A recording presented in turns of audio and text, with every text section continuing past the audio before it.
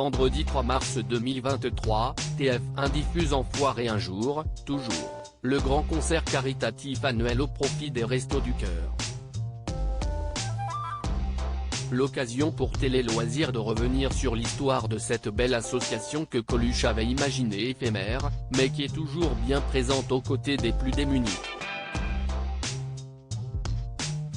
Comme le Téléthon, le grand concert des Enfoirés que TF1 diffuse vendredi 3 mars 2023 est tout autant un événement télévisuel que solidaire. Si les artistes donnent leur meilleur d'eux-mêmes sur scène, si est bien pour aider les Restos du Cœur car, comme l'explique Patrice Douret, président de l'association, l'entité Enfoiré représente 10% de nos ressources, ce qui demeure très important. L'an dernier, ce sont 15 millions de repas qui ont pu être servis grâce aux Enfoirés. C'est énorme. La diffusion a donc bel et bien une influence sur l'association créée par Coluche, suite à l'appel qu'il a lancé sur l'antenne d'Europe 1 le 26 septembre 1985. La petite idée de Coluche est une petite idée comme ça, si des fois y a des marques qui m'entendent, je ferai un peu de pub tous les jours, commence-t-il. S'il y a des gens qui sont intéressés pour parrainer une cantine gratuite qu'on pourrait commencer par faire à Paris et puis qu'on étalerait après dans les grandes villes de France. Dans la foulée, Coluche contacte Jean-Jacques Goldman pour lui demander d'écrire une chanson afin de soutenir son initiative. Un truc qui cartonne, qui nous fasse gagner beaucoup d'argent. Toi, tu sais faire. Lui lance-t-il avant de préciser qu'il la veut pour la semaine suivante. Qu'à cela ne tienne, Jean-Jacques Goldman l'écrit immédiatement et elle est enregistrée en 3 jours. Au total, durant leur première campagne, les Restos du Cœur ouvrent dans 200 villes, ou plus de 5. 000 bénévoles servent 8 millions de repas.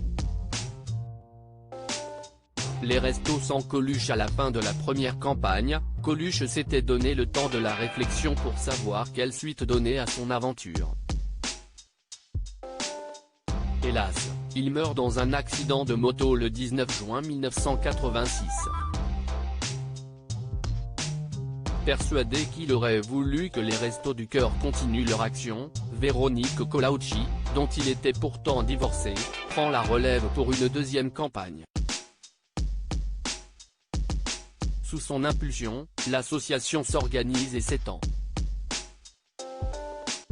Dans sa tâche, l'ex-femme de Coluche peut s'appuyer sur les bénévoles de plus en plus nombreux, mais aussi sur les artistes qui restent mobilisés derrière elle.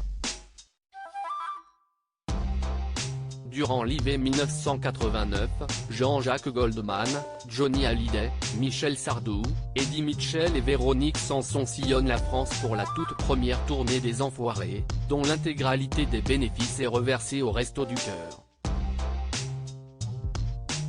Au fil des années, la troupe ne cesse de s'étoffer, rejointe par des chanteurs, mais aussi des acteurs, des humoristes, des sportifs. Le concert des Enfoirés s'impose comme un rendez-vous immanquable tant pour les Français, qui sont chaque année plusieurs millions devant leur télé, que pour les artistes eux-mêmes. Les Enfoirés, pour moi, c'est aussi important que l'anniversaire de mes parents, affirme Mimi Mati. Bien plus que des repas. Si les restos sont essentiellement connus pour l'aide alimentaire, l'association mène pourtant bien d'autres combats, logement des plus précaires avec les Toits du Cœur, insertion professionnelle grâce au Jardin du Cœur et aux Ateliers du Cœur, aide spécifique aux mères en difficulté avec les Restos Bébés du Cœur, hébergement d'urgence pour les SDF à Paris au sein de la Péniche du Cœur, lutte contre l'illettrisme avec les ateliers clés, pour communication, lecture, écriture, mais aussi accompagnement scolaire, accès au droit et à la justice. Elle est sur tous les fronts partout où des personnes en détresse ont besoin de soutien. Des restos qui ne connaissent pas la crise près de 38 ans après leur création, force est de constater que les Restos du Cœur, que Coluche voyait comme une solution temporaire, sont toujours là. Plus que jamais, même.